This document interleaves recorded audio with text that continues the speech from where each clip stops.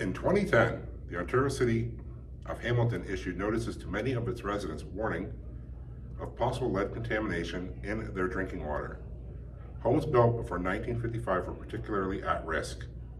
When these homes were constructed, tradespeople sometimes used lead pipes to link plumbing in homes to the main water supply under the street. Long-term and chronic exposure to lead is a concern because it impairs brain and nervous system development, particularly in children.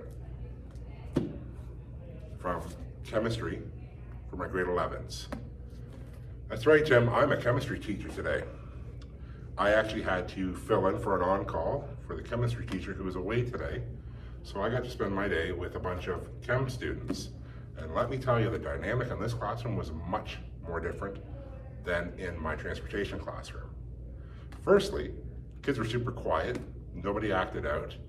Nobody was on their phone. Nobody mouthed off. But what I did notice is I found this class to be very, very dry and boring. I could see why kids do like taking technology classes, especially when you compare them through this lens of sitting in a traditional classroom setting. Now, mind you, a lot of these students probably think that they're well on their way to university and these great paying jobs, and I know for a fact that a lot of these students in this classroom will look at those that are in my classroom as students that are troublemakers and not going to university. You know what I actually found interesting?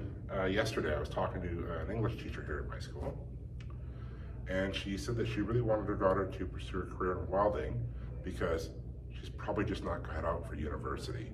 She's not an academic. And then I shared with the English teacher, I said, listen, working a skill trade is STEM. There's STEM-related trade.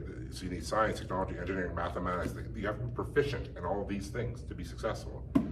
Skilled trades are not a trade for dummies. And we've been trying very hard across this province, across this country, to break that stereotype that these are careers for people that aren't academically driven.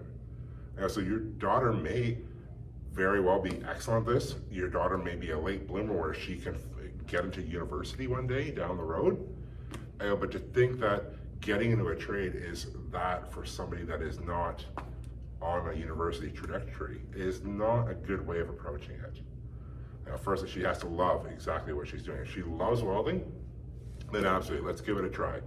And I sent this teacher a whole bunch of links about women in trades, specifically women in trades, because there's a lot of free training programs out there for young women looking to enter the trades. I'm not sure how many people know that, but there's a lot of places that Conestoga runs a one-day program.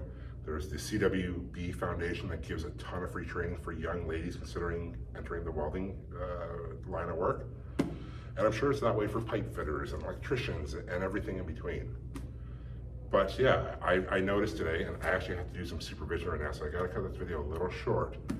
And I know I missed last week's video, but I just wanted to share the contrast between the behaviors and the attitudes in a chemistry class versus that of my technology class. And I'm gonna tell you right now, Tim, 100 days out of 100 days, I will take the chaotic nature of my transportation class, the misbehaviors, the personalities in that classroom over sitting here in a stone cold, quiet classroom where you can hear a pin drop.